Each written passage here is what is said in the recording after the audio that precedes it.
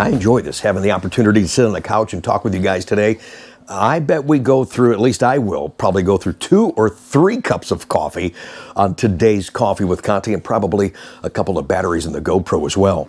Something a little different for you today on the Corvette channel, just to give you an idea of why I do what I do today on the channel because of my background. I've got I have 3, can't find the other one, but I got some photo albums I want to share with you in the story of my radio career before becoming a Corvette specialist, as I have been now for 31 years. And understanding my backstory will help you better understand my YouTube channel. It's unfortunate, and I do hear many times people misconstrue and have no idea why I do the channel. Their perception is that my focus and all I care about is the YouTube channel. My day job, my focus is representing and selling Corvette. And the YouTube channel is a way to enhance that.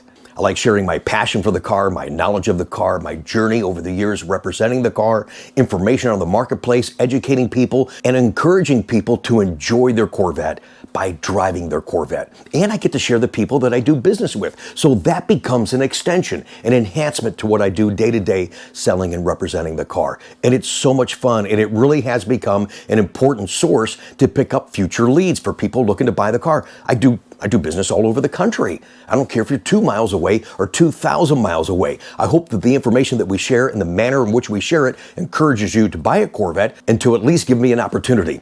And for that, I thank so many of you. But there's some people that go to YouTube and all they want is the drama, and they want information, and they want it right now. And I'll do some off-color things to make you laugh, but I'll tie it into Corvette somehow. It has nothing to do with selling a car, but we're having fun with the car. And they're like, why are you doing that? After I share some of the back radio stories today, you'll start understanding, like, oh, now I get it. Rick's always been a big kid. He's always been just a goofy, regular guy. Yeah, that's right. So welcome once again, everyone, to Coffee with Conti, and thank you for having me into your home.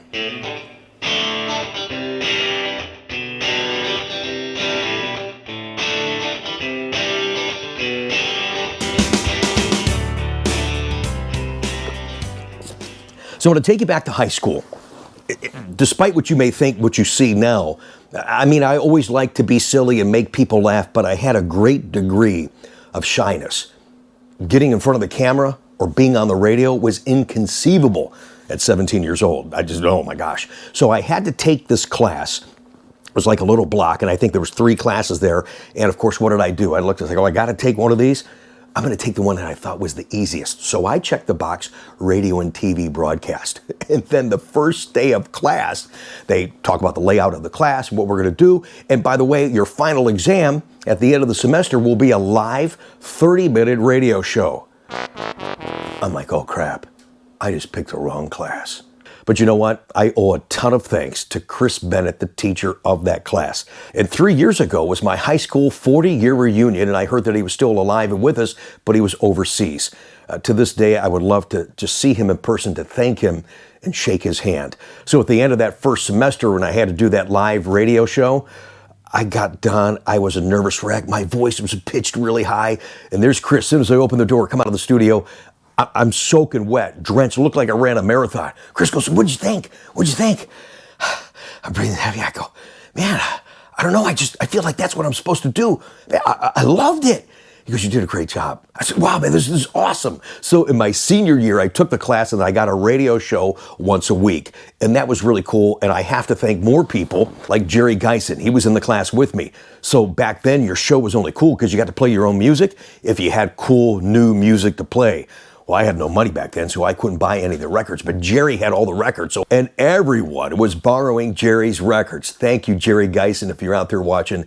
You have no idea how much that meant to me. But he always said, hey, be careful not to burn, don't record burn the record. And if you played it over and over and over again, you'd record burn it. So you would have the felt underneath the turntable spinning, and you'd have the record there, and you'd line it right up with the needle where it started. And then here's the pod that actually controlled the volume. So you'd keep the volume down, and you get it just before it started. And then you'd just kind of let that thing spin freely underneath, and then you would let go of the record, and you would turn this up at the same time. That way you could hide the record burn, because he did get record burn, because we were all using Jerry's records.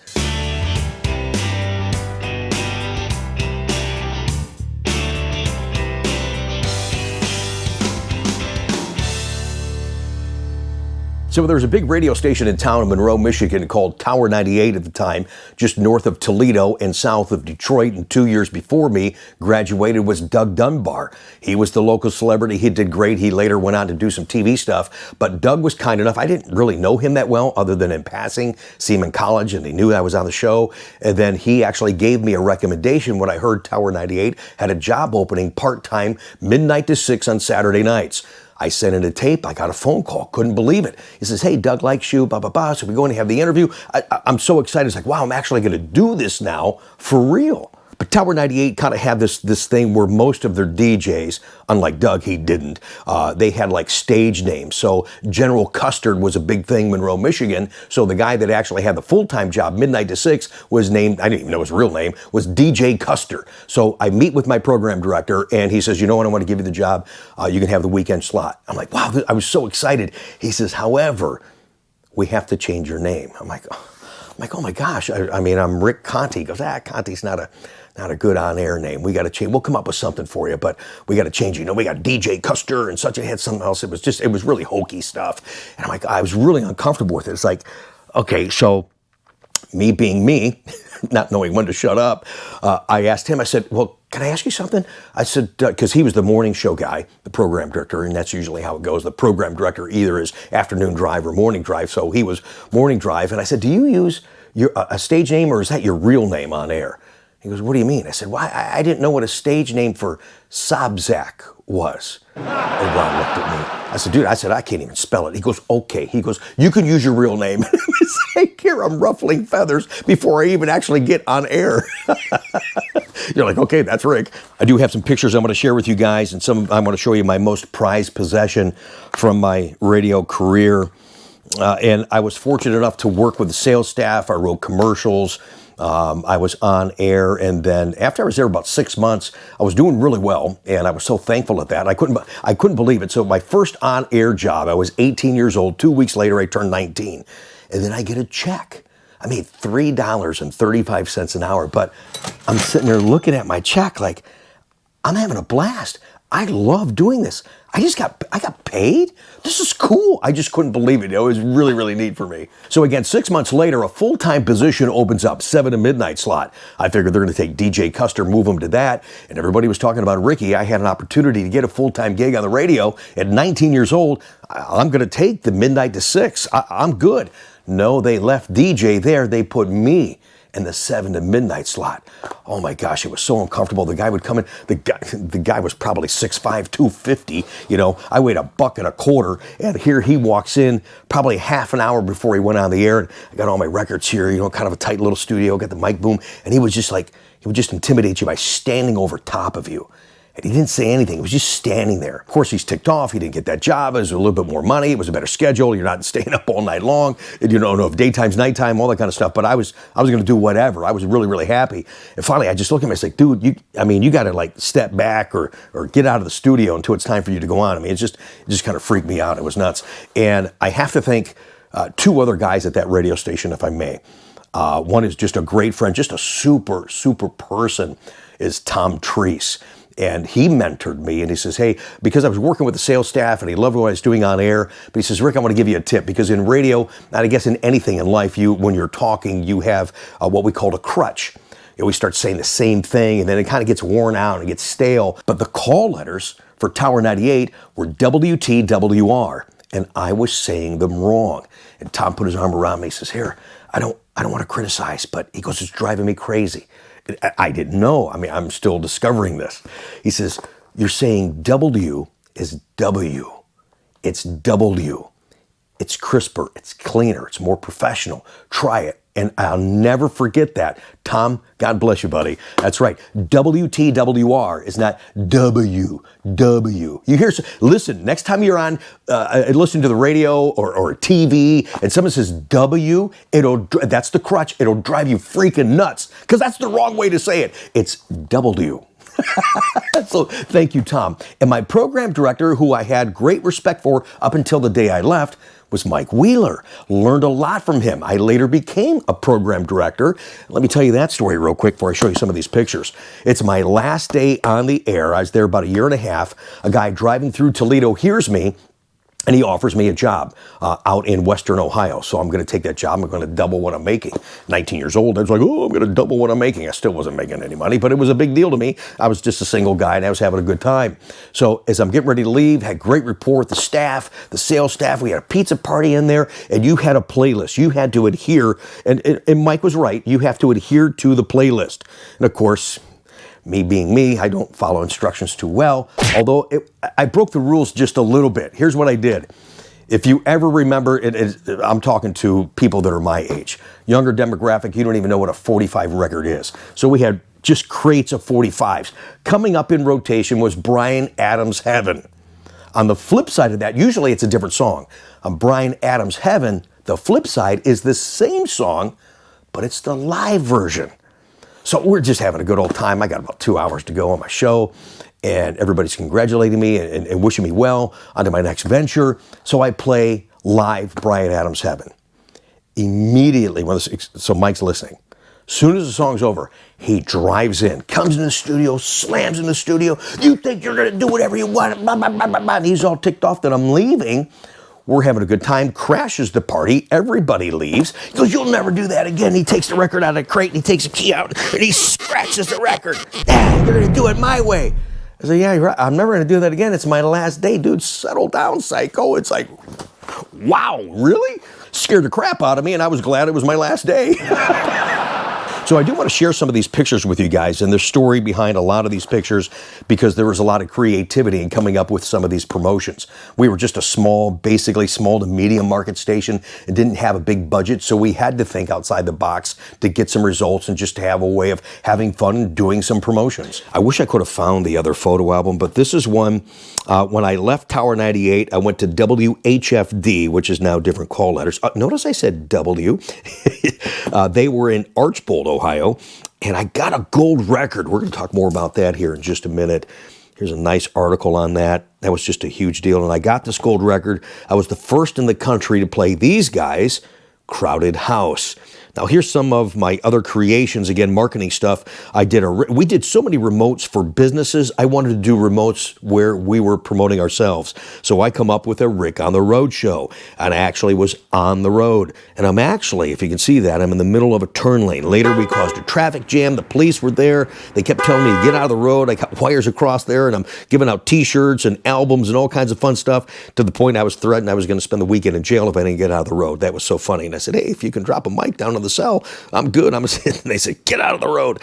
Then this was one of my biggest promotions, the Rick on the Roof show. This was Rick on the Roof #1 from this Miller's Super Value. And it was neat because we went to a place down the street. He didn't want to do it because they had a taller roof, so I went there. He didn't want to do the promotion. Again, we were a small, medium market station.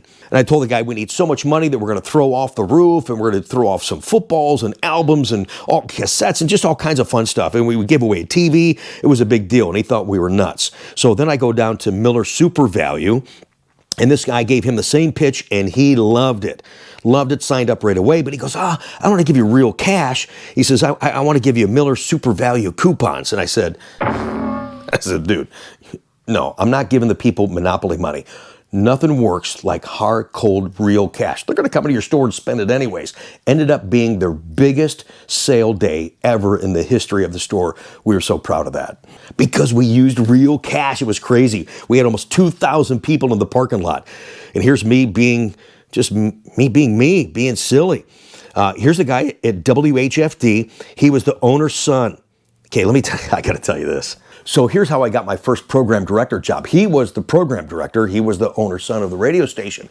Nice station. These are people that heard me in Toledo and brought me out to Western Ohio. But our station was just kind of operating like a college station.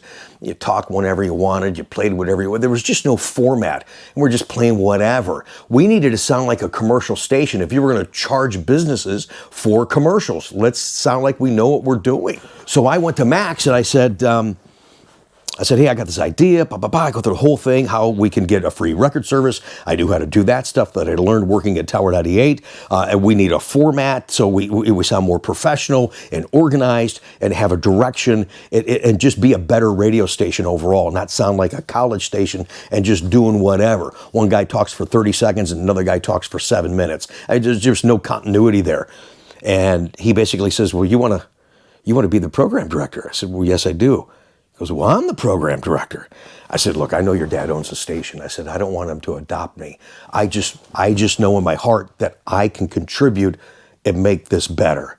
You can still do the morning show. I'll do afternoons, but just give me an opportunity to do this and show you what I can do.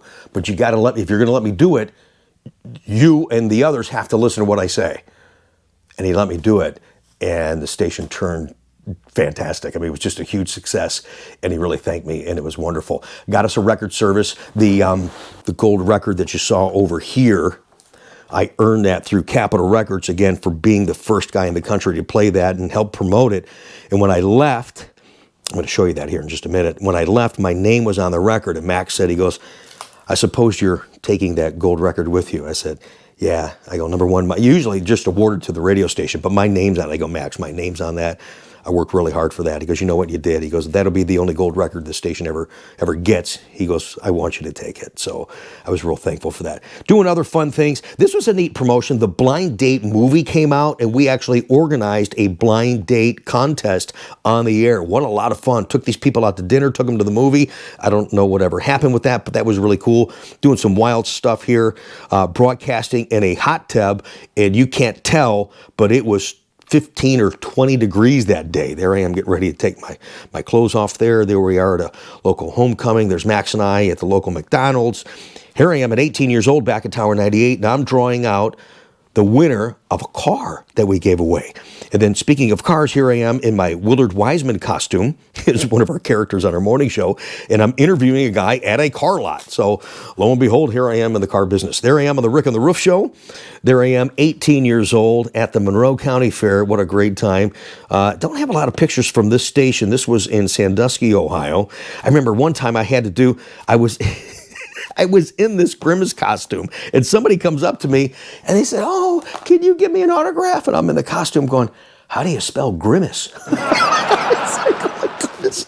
Don't get scared here. Ricky got the Don Johnson outfit going on, doing some fun stuff. Another remote at a Super America gas station.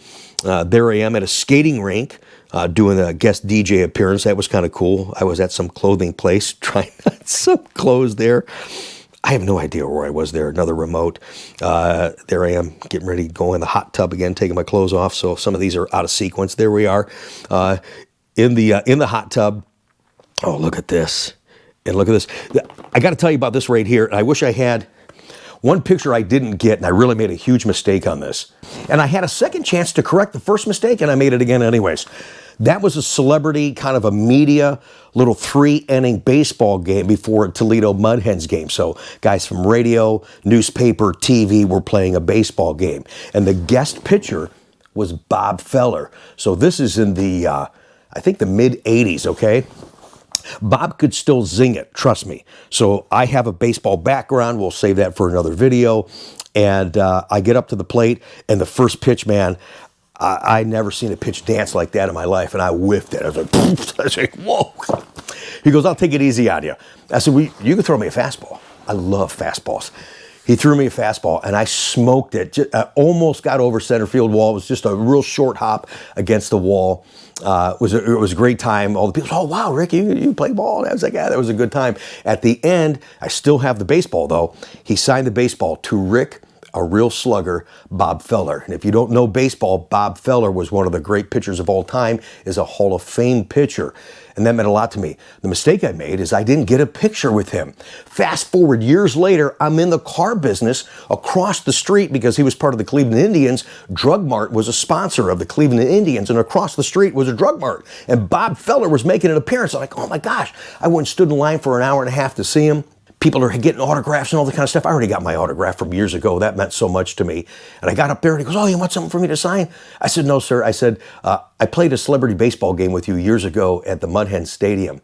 I go, you signed a ball to me, to Rick, a real slugger. He goes, I remember that. I go, do you?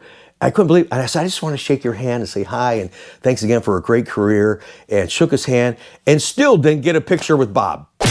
I couldn't believe it, but it was still a great memory for me, and I really, really enjoyed that. So it's interesting how my radio career has intertwined with the car career. Okay, some more pictures. This is me in the studio when I got the gold record. I couldn't believe it. Another Rick on the Roof show stuff. This is getting ready to take the people out to the blind date. More county fair stuff. This is pretty neat. All good stuff. Always love talking to the kiddos. Absolutely. This is my friend Paul. Actually got a good gig in Detroit. Worked on the same radio station with Dick Purton one time. And, you know, he was a big radio personality, and I'm probably getting in trouble for telling this. But, you know, Paul calls me, he goes, hey, you can't believe it. He goes, I'm taking a tour of the station. He goes, and they take me, there's Dick Purton. And they walk in the door, and Dick Purton's got his feet up on this expensive board. And the guy yells at him, hey, Dick, that's such and such, I don't know, $100,000 or whatever the heck it was at the time. You know, you got to get your feet off that board. Dick says, hey, whatever. He goes, if I break it, I'll buy you a new one. He goes, I couldn't believe it. That was really kind of neat. And here, Ricky just playing around a little bit. Another contest winner right there. We took these people to see Stevie Nicks. Got to go backstage. Here I am acting like a goofball again. Remember this, guys? The Hands Across America promotion. I was part of that 1 mile that went through, I think, Findlay, Ohio, that we were a part of, somewhere in that area. That was pretty neat. We're just being silly. This is when I come up. Here's what's bizarre. I've always had good ideas, but this one I think, not that they saw my idea, but it was just I had the same idea. That was, I don't know if you could see it that well. It's right there, these two little dudes. That was my Breakfast Nuts mascot, Rick and the Breakfast Nuts. What came out a year later? The California Raisins. My buddy from California goes, hey, you see the California Raisins? He goes, those are your Breakfast Nuts things. He goes, that. Missed that one too.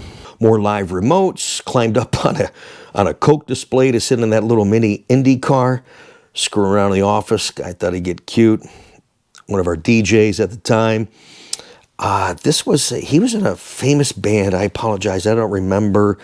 I want to say Shyster, if anybody remembers that rock band. There I was, Rick in the Restaurant. Rick on the Road, Rick in the Restaurant.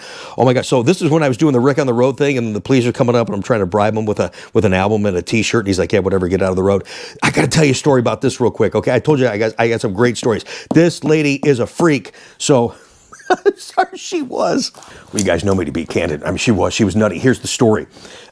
My career was starting to go well. I got my first interview with a real celebrity, Phyllis Diller.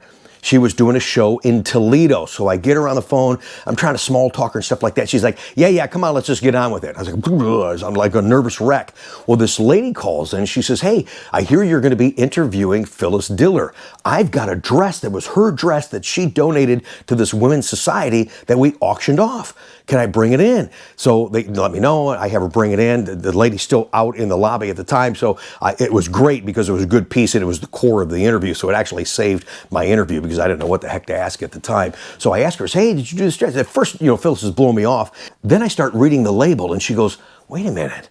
I do. Yes, I had that custom made for me. And I gave that I go, yeah, that's great. So it turned out to be a wonderful interview. So thank you, Phyllis Diller. And thank you for not making me sound like an idiot. Then all of a sudden, the people call me from up front. They go, hey, this lady's still here with the dress. She wants to talk to you. I said, well, we're still in the middle of a show. So in between breaks and songs playing, stuff like that, she comes, she goes, hey, yeah, thanks for the interview with Phyllis. She goes, that dress fits me. Do you want me to try it on? I go, no, that's okay. Oh, no, I'll go ahead and try it on. She goes in the ladies' room. She tries on the dress. Hey, let me come back. And she comes back in, wants to get a picture, stuff like that. So you saw my face. I'm really not that, let's get over here. I'm really not that enthused. I'm like, okay. I'm starting to hear cuckoo clocks going off. Cuckoo, cuckoo. Somebody get this lady out of here. Hope you guys are enjoying this part of my life. Here on Coffee with Conti, my radio career. This, again, was my best promotional concept. I've done this several times. Here I am at Rick on the Roof, throwing out candy. And you guys remember back in the day, the banks would give you those change purses. We had money inside the purses. Our station was 96 at the time we did the first one. So we had $96 an hour, $1 bills in there with some candies for some weight plus the purse. But one of those change purses had a $100 bill in it. So that was a big deal. We'd throw that down to the people. We had other prizes to give away. It was just incredible. There's the Stevie Nicks banner I got. Boy, she wasn't doing well that night. Played at Toledo and was supposed to come backstage and meet our listeners and was not able to do that. She didn't feel well. This is Mr. Big, as he's known, Eric Martin. And I got to meet him in Detroit. Super nice guy. We exchanged a couple of postcards over the years. I got to tell you a story about this. I was backstage with REO Speedwagon. There I am with the guys. Oh, yeah, fantastic. And actually, I wasn't feeling well that night. If you can look, I'm really pale. I really was not feeling well that night. But when I was back there, I had this fancy tape recorder, and a guy says, "Hey, I need some audio." And he's looking, "Hey, you radio guy, you come over here." And all of a sudden, he puts me to work. Man, I should have brought that in too. Shoot. Anyways, I'll tell you. Puts me to work. I go into what was like a locker room with REO Speedwagon, and this was just incredible for me. They were, because I played sports, they were like a sports team. So they're in there planning their encores. Everything's really organized. But I will tell you this, who opened for them was Georgia Satellites, Mr. One Hit Wonder, Keep Your Hands to Yourself. Those guys, as I'm walking down the hallway, going out to the stadium, to the stage, off to the side is where their locker room was, and the showers, and there's a bunch of naked girls in there, and there's booze and stuff's being slammed and busted around. They were just a bunch of slobs and just disrespectful, and I never listened to their song they were awful. REO Speedwagon, cool, professional, dialed in, pumped up, and they would get done with a set and they come in between encores like, "Oh yeah, man, it was great. Hey, you did a great job." They're pumping each other up, and I'm like here listening to all that. My job was to go between the stage and the crowd and record REO, and all that stuff. Later, I got little producer credit. They were playing that, promoting the REO Speedwagon tour across the country. I got to do that. So one of the encores I knew was coming. I didn't know he was going to do this. The drummer throws his drumstick out to the crowd. It hits right in front of me into the crowd area. A lady hits it, and it hits her hand, and it falls down in between the walls. So it falls down at my feet. I got two guards with me. They go to pick it up. I go, no, that's okay. I got that. And this lady screaming, she's like, "Oh my God, I love REO. Oh, I just dropped it. I took the thing and I put it right in my pants. She goes, "Oh man, you started flipping me off." So she's got the same story, but I got the drumstick. That was so much fun. And when I got done with the tape, I told the guy, "Oh, this is great. I can't wait to take it back to the studio." He goes, No. He goes, "I need the tape right now." I was like, I need some evidence I did this. He goes, "You'll get a producer credit. That's fine." I've been like, "Okay, Mr. Hollywood." Here's my buddy's Crowded House. I got a chance to meet them in Cleveland as they were up and coming. Got some incredible autographs. Here I am at that Grimace thing. That's Ricky. Little pie in the face deal there. Okay. Just love doing that. See, I was always kind of zany right there, guys. VIP for Stevie Nicks. Get more Tower 98. Got a chance to meet Hart. Well, supposed to have met Hart. These guys were in the band. Those were my contest winners. And we're back in the green room, and here comes Ann and Nancy Wilson, and they're coming in to meet, not just to meet me, but they're coming to meet my winners of the contest and some other people in media back there. As they come back, I'm right there. She walks right by. I said, "Hi, nice to meet you guys." Okay, hello. Kept on walking. It's like, that was weird. Never forgot that. I love their music, but they were stuck up. Some printed national exposure for back of the day. There I am, Rick on the road again. There's the day I got my gold record. Here's my first ever new car, an 87 Cavalier RS manual transmission. That was a lot of fun. And actually, my second car, tying into the car business, you guys will appreciate that. So a year later, I'm going through a fast food joint, and there's my salesman. "Hey, Rick, how you doing? Hey, got some year-end closeout deals. I might be able to keep your payment the same." I go, "I really wanted that Z24 last year. I couldn't afford it." He goes, "Let me run some numbers and see what I can do." Lo and behold, I got the Z24. Digital dash, white, blue interior, incidentally. And here I was one day, nothing to do. I'm on Highway 2 going toward the Toledo airport, and I'm driving, and I want to, and this is how dumb I was. I just want to see my digital dash go to 100. So I just cleaned the car, now I'm flying. I get it up to 100, and as soon as I get up to the top of the hill, to Ohio State Highway Patrol, I go right past. Oh my gosh. And I just pull right over, let him come get me. He says, "What are you doing?" I said, "Well, really nothing. I just got the car, cleaned it, and I wanted to see the dash get to 100. He goes, "Well, this is going to be an expensive ticket for you." He gives me a ticket. All I had to do was flip the thing to kilometers, and I could have seen the triple digits. So whatever. But It was a great story. All right, guys, Coffee with Conti continues, and thanks for watching a little bit longer video today, just sharing some memories and having conversation and helping you understand some of my zaniness that I do on the channel to promote myself in the car. And again, I'll do anything to make you guys laugh. This was a then and now show in Findlay, Ohio. And if you can look really closely, that's me at 5 years old. That's me before I lost all my hair. I was doing some modeling stuff. That didn't last too long. That was fun. Somebody put our call letters up on the roof, so it was pretty neat. Did some great things with this station. Of course, I'm always causing trouble. Here is the mascot for competing station, and I got our bumper sticker on the back of him as he's walking around the show. So, oh yeah, just fun times. There's another one, a Ricky there, broadcasting live at this costume shot. Ugh. This was so much fun. There we are there. And it was fun going to businesses and doing this. I got kicked out of this one right here. It was a blood drive, and I went dressed as Dracula, and we were promoting it. And finally, the organizers come out. They said, "Hey, Rick, we really appreciate you promoting it." They said, "But you know, you're really freaking the people out, man. We got to ask you to leave." It's like they're coming in for a blood drive, and I'm walking around in a Dracula costume. It was hilarious. It really was. I got a really weird, bizarre story too for you guys. So keep watching. I do appreciate that. Here's some of our winners here. We sent some people to Hollywood. So Robert Plant, I think it was. Oh, there's more of the Red Cross. Oh. And again, the biggest success of my Rick on the Roof show became the big red box, Guess What's in It and Win It. This banner was on a Kroger's on Tiffin Avenue in Findlay, Ohio for 8 weeks or 7 or 8 weeks, something like that. We had a big little playhouse that we gave away. We gave away over $1,000 on the roof. People were there. The fire department was there. Santa was there. It was incredible. I had to sign a release in case I fell off the roof. It was just really neat. A live broadcast. The manager of Kroger's is incredible. We got a letter from corporate in Kroger's, incidentally, that is in Columbus, Ohio. And they said that was the biggest day that we've ever had. It was incredible. I did it the day after Thanksgiving. They said, "Oh, this will never work." I said, "Trust me." So we did it, and it was great.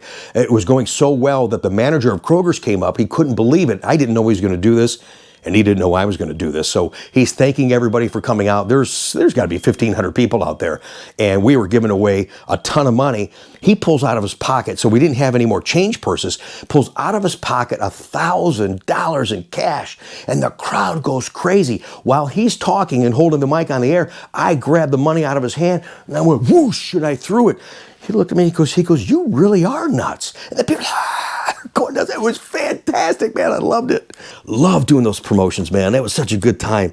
Look at it. It was so windy. We didn't have the change purses. We had little bags of candy to have some weight so we can get the money down on the ground to everybody. They were here talking. I would sit on this ledge, and he says, "Rick, I know you signed the waiver." He goes, "But you're really freaking me out. Can you please come back over the ledge and not sit over top of that thing?" They were here throwing off stuff. We had NFL footballs, Frisbees. Oh, this is another one of my fun ideas. Okay. Again, we've got a mature audience. Let's have a mature conversation. So I was in Findlay, Ohio at the time, and it was the beginning of hunting season. So all the wives were at home. So we called it a hunter's widow party. My show was Rick and the Breakfast Nuts. And you notice I made my little logo there, those little cutouts, and I got this gut kit or whatever the heck you want to call it. And I've got this rubber pellet gun. So I invited everybody out to the bar to come shoot my nuts off the table. It was a great time. And it worked. We packed him in there. We had a great time, man. It was crazy. Breakfast Nuts Gas War. We started this gas war in 1990, November of 90. I was doing a live morning show at Meyer there, as you can see, and I'm pumping gas for people. We're giving out newspapers and stuff like that. Made the news. That was pretty cool. We used to do a feature every Friday.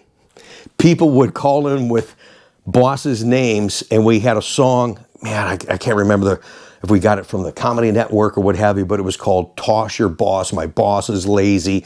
So we did a Toss Your Boss feature, and this was a boss doll that you could rip his head off and throw and stuff like that. So when you were ticked off at your boss, and then we would give away one of those once a week. It was a lot of fun. Then we did some charity stuff. It was amazing to me how people respond, just like you guys on the YouTube channel. I'll ask you to engage or ask you to do something, And you guys do it tenfold. It just blows me away. It really makes me proud. This family lost their home, had no insurance, in a fire. We went on the air. People were donating all kinds of stuff. We got a free truck. We took a whole day Sunday, all day, 14 hours, and were able to gather appliances, food, clothing, and bring them to one of the relatives' house to help them get back on their feet again. It was just incredible. And there's some more press that we got on that deal. That was a big deal. This was neat. This was a Super Bowl party. Gave away winners to the Super Bowl. It was crazy. Got in trouble for this too. Our local radio station at the time was Kiss FM, and they were giving away local calendar, some kind of a calendar thing or something like that, you know. And I wasn't supposed to, but I did it anyways. I played a clip of him saying, "And you could win one of these nice calendars." And I'm like, "Hey, do you want to win a calendar, or we're going to send you to the Super Bowl at Power 106? And people were like, "Yeah." You know, it's like, okay, just making them look like goofballs. It was a heck of a contest.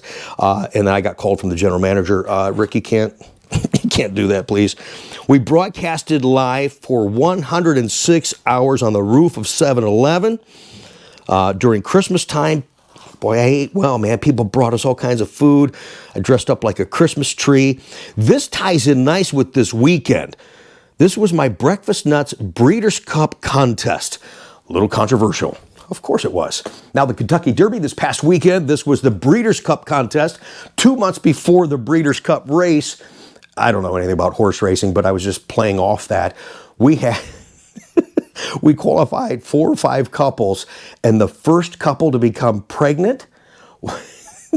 So we had some interesting interviews leading up until that. "Hey, how'd it go last night?" And this is so funny.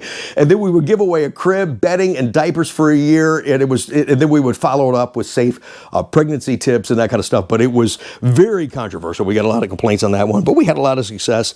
Breakfast Nuts Breeders' Cup. First couple to get pregnant was them. So congratulations.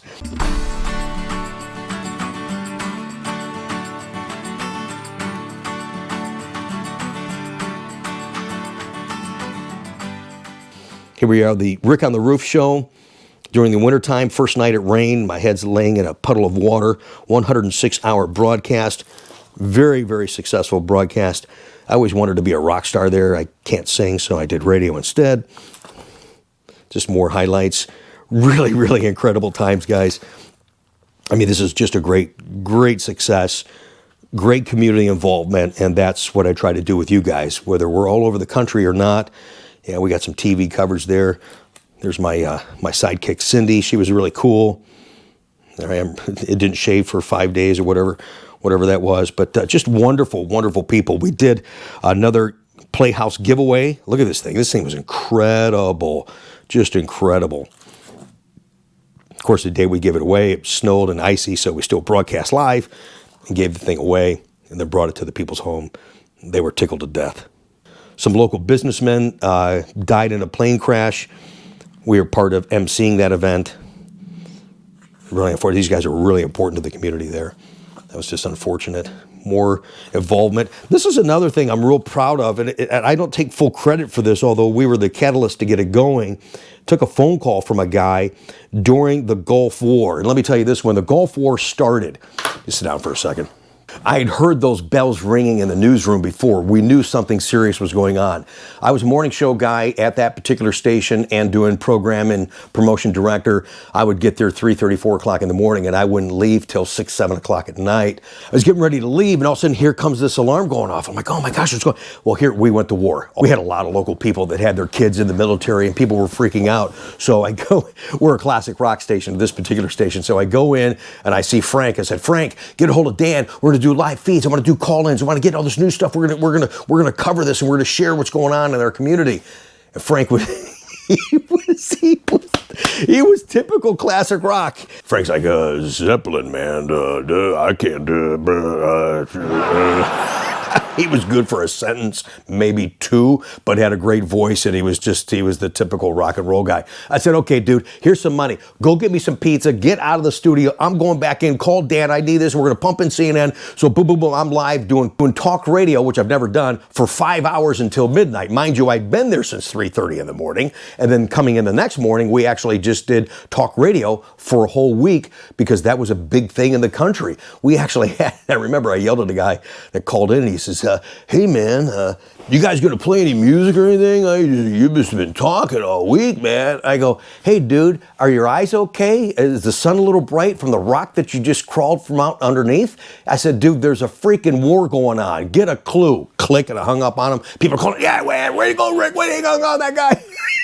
It's just nuts. One more story I want to share with you guys, a couple more pictures, and then we're actually going to be, this has just been fun for me to reminisce, and means a lot that you've taken time to watch and listen. I don't have any pictures on this. I got sued from the Pittsburgh Pirates. I've told this story in person at a couple of different events when I talk about reminiscing with radio and what have you. And I remember this is at the time that the Bobby Bonilla contract was going on. And people are like, oh, this is appalling. All this money to play baseball, blah, blah, blah, blah, blah. I'm not going to tell you how I got it. I want to give up that secret. But I ended up getting the phone number to the agent of Bobby Bonilla in California. So back in 1990, whatever it was, a toll-free number, that was an exorbitant cost. It wasn't like stuff today. I mean, it cost a lot of money. So I called the guy and I said who I was and I wanted to do an interview. First thing he says, how'd you get this number? Hey man, it doesn't matter. Do you have time? Can you do an interview? A lot of people are just amazed that this kind of money is going to be out there for a guy playing baseball. Wonder if you could shed some light on it and how negotiations are going, that kind of stuff. So we go through the interview. And the interview sucked. He avoided every question, and I just was really frustrated. So I pre-recorded that. I aired it the next morning. I'll give you the short version. So I aired it the next morning. We go to commercials. I come out of commercials, and here's where the bit started. I said, hey, I was talking to so-and-so off the air, which it wasn't. I said, he doesn't want to have any disgruntled Pittsburgh Pirate fans in the area. So this is not confirmed yet, but he'd like to give out free Pittsburgh Pirate jerseys to any real fans in Northwest Ohio. I have a toll-free number for you to call.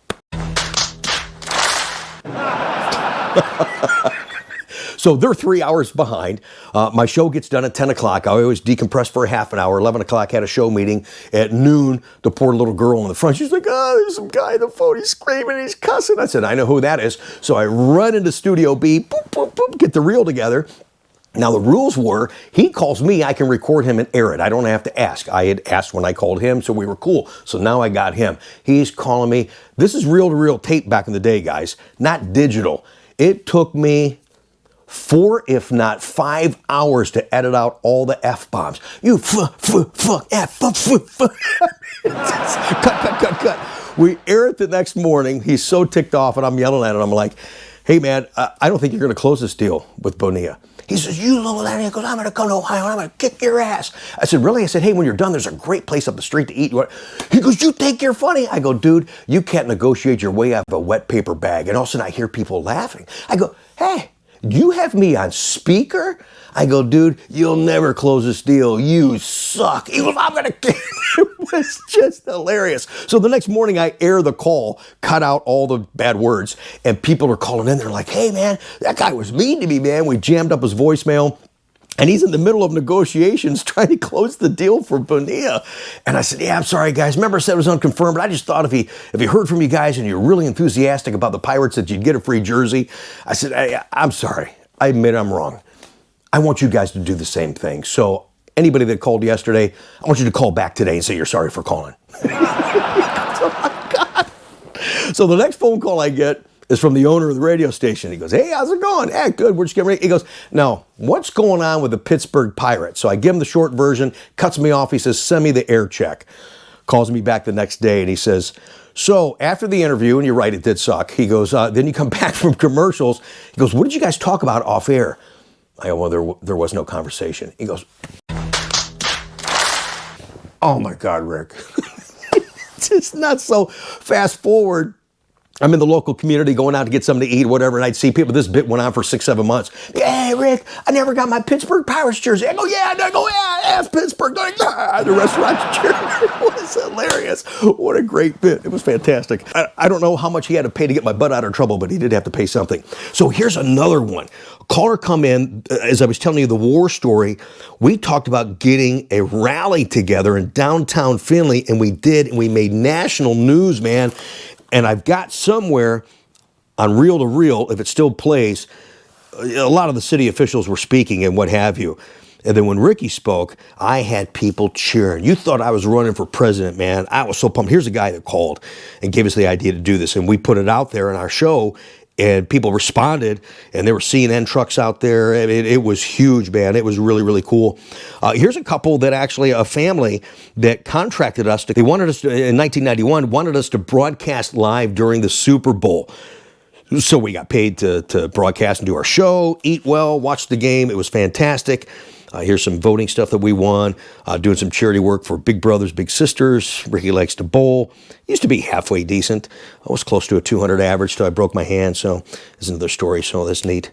Got some mentions in Premier Comedy Network, Radio Roundup. Gave away a trip to the Super Bowl again. Look at that, man. That was awesome. I was doing a food tasting thing. I was just doing anything I could to keep stuff going. It was pretty neat. There I am actually, trying to be a food connoisseur. It's like, whatever. Remember the station I made fun of?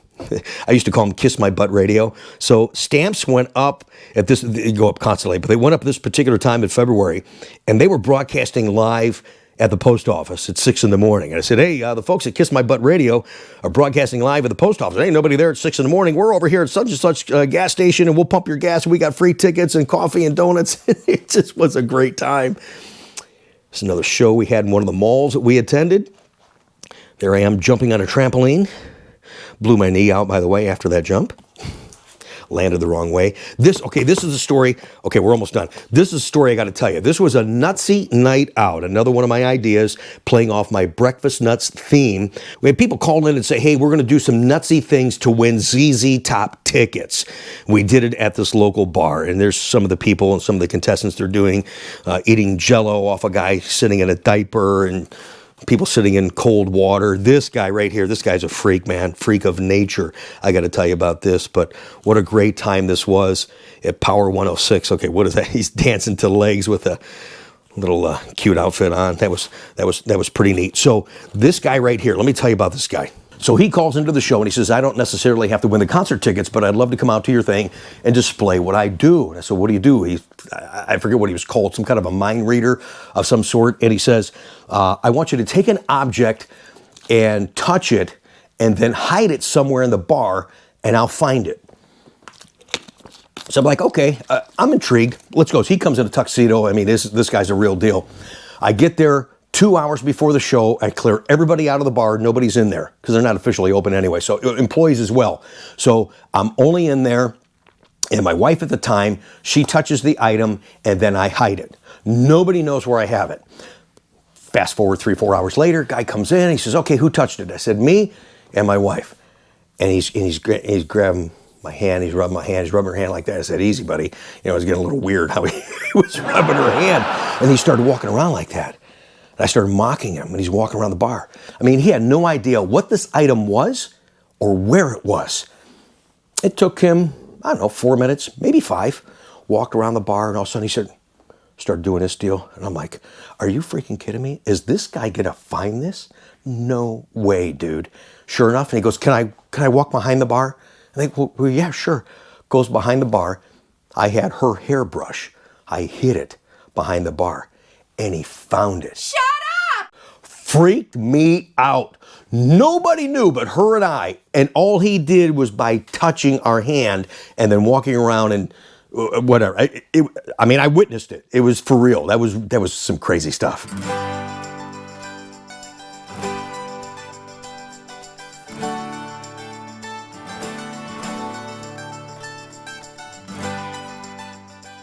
Another one of my great contest ideas. So we had so much fun doing that. Here's another contest winner. I went out and help promote this place that just opened up selling CDs. Oh, I love this. I was doing some stuff for charity. I worked for Subway for an hour. So WQTL DJ sub makers, well, for 2 hours actually, 11 to 1, proceeds going to hospice. That was fantastic, and I loved it. And the guy would say, okay, Rick, that side sub, you only put like 3 pickles on it. I said, okay, great. So you get 6 pickles? And he said, no, not yet. And I'm loading. People loved it, man. We had a great time. There I am making the subs. Look at that. No comments about the mustache. It's never coming back. And then we helped this bar open up their bar and celebrate the opening. Chez's Bar, I think that was in Lima, Ohio, something like that. So yeah, I had a little toast on the air. I apologize. I'm doing some crazy stuff there, man. It was a good time. We had a great time connecting with the community. One more quick story from my radio days, and then we got to end this incredible Coffee with Conti show, helping you understand some of my zaniness that I try to present, entertain, and inform you guys through Corvette and what I do representing this car all over the country. It's great to be a part of your purchases, and I want to make them memorable, but I want to make them fun too, you know what I mean? So anyways, a new Ford store opened up in Lima, Ohio, and I was the program director at this particular station, and all the salespeople want to go there and give them their pitches. Here's our pitch, and we want you to advertise with us, I told the salespeople, I said, nobody go out there. Well, why? And because everybody's going to go out there, and you're just going to be a stack on somebody else's desk, and he's never going to see it. We're going to broadcast live for free, and I want to get 3 big 8-foot tables, and we had hundreds of donuts and coffee, and we were just giving out free donuts as people drove in, and we welcomed Mike Pruitt to Lima, Ohio. Hey, welcome to Mike Pruitt, and they couldn't believe it. General manager, again, tied to the car business, imagine that. General manager says, hey, come on in here. He goes, one of the few times I sat in a general manager's office and didn't get yelled at. So anyways, he goes, that was pretty cool what you guys were doing out there. Mike appreciates that. I noticed we didn't get any proposal for advertising from you guys. I said, oh yeah, well, we do that too. Would you like one? He goes, yeah. He goes, actually, Mike wants to go out to lunch with you guys. So we went out to lunch. We did some advertising with them and did really well. And we went back out, did a couple of more remotes. It was just a good time. And it was a great way to get that attention from that business in a different manner. From, again, you know, like I've always said in my car business, I'm going to do what everybody else does. I want to do it better. And then I'm going to do things that they'll never think about doing. And that's exactly what we did with the Mike Pruitt Ford thing. You know, everybody presented stuff to advertise with us. We didn't ask for any of that. We just went out there, had a good time, promoted him, did what we do, had fun, and they enjoyed that, and it was successful for both of us. So I really do appreciate that. So going back to my gold record, I mean, that was a very short stint in my career. I was in the business 3, maybe 4 years, not more than that. And here I was a program director, my first program director job, which I asked the owner of the station to become the program director, and really had some great results and earned. There's guys in radio that have been program directors 25, 30 years and never get a gold record. This will always be my most prized possession. Just, I really worked hard for it. I thank the people before me that taught me the tools and connections and communication that I needed to get tied in with the record companies. And I worked with Paulette McCubbin at Capitol Records, and she was wonderful. She says, Rick, I appreciate the stuff that you wrote, was in some of the trade magazines, and the support you've had of the band. She goes, you've really been a big promoter in this. And usually these records go to major market, you know, radio stations, and I wasn't. I was in Archbold, Ohio. I wasn't in Detroit, wasn't in New York, Chicago, any of that kind of stuff. So I easily could have lost this, but she recognized my efforts, and that, to this day, to the day I die, will be so very special to me. And if you look real close, it says to Rick Conti at WHFD. Now, understanding the game and how you get reporting status for first plate and stuff like that, there's 2, I forget the other one though, but the other record that I was legit first and I should have gotten a gold record for was a band on Atlantic Records, The System and Don't Disturb This Groove. Well, that went to somebody in New York. I just tried to reach the record label and talk to them. They blew me off, and I didn't get that. But I know, and I had it documented, I was first, but I didn't get a darn thing for it other than a story on a YouTube channel 35, 40 years later. So this is pretty cool. It's been A lot of neat stories. You could see that I always been some kind of a creative, nutty guy. I'm proud of how I've taken, small stations and had big results with little or no budget. That's really thinking outside the box, and it was fun working with so many different businesses and so many different people at the radio stations, and it was just great memories, man. It really was, and I think it's paved the way for me to now be, thank you again to Chris Bennett, to be comfortable to talk in front of the camera. I never thought I'd be doing a YouTube channel and be in front of the camera. Now, truth be known, one of my long-term desires, I would love to get back on the air in some capacity because I love being on the air. I really, being in the studio, the mic boom and all that kind of stuff. I really enjoy that, but I've always wanted to, and maybe I'll still try at some point before, I get way up there in age. I always wanted to act in a major motion picture, and I know in my heart that I could be effective and I could do well at that, but you just got to be in the right place at the right time. You got to know somebody, you got to have an opportunity, you got to have a favor, you got to have a referral. It's just, like Chris Rock said one time, everybody's got a job because somebody recommended him. I was recommended here from somebody else that I worked with. I just didn't walk in the door. So, you need that kind of connection to, get that first stepping stone going. So, maybe one day, maybe somebody will see me on the channel, say, hey, Rick, I want you to audition for this and this and this. And I would enjoy doing that. I love that creative outlet. That's fun for me. It really is. But right now, doing what I'm doing with a true deep passion for this car, doing what I'm doing is just amazing. I've ordered thousands upon thousands of cars, and those are memories for you guys all across this country, and that's really special to me. It really is. So thanks for watching today. It's Coffee with Conti. I've been selling Corvette 31 years, and we're not done yet. I appreciate your support. Subscribe to this channel. It's absolutely free. It's absolutely free. There's no commercials in the middle of the video because I want you to stop, listen, and enjoy and become immersed in the conversation. And any feedback you give, I try to read as many comments as I possibly can, but I do learn from you guys, and I do appreciate you guys. Thanks again for watching. Have a great day.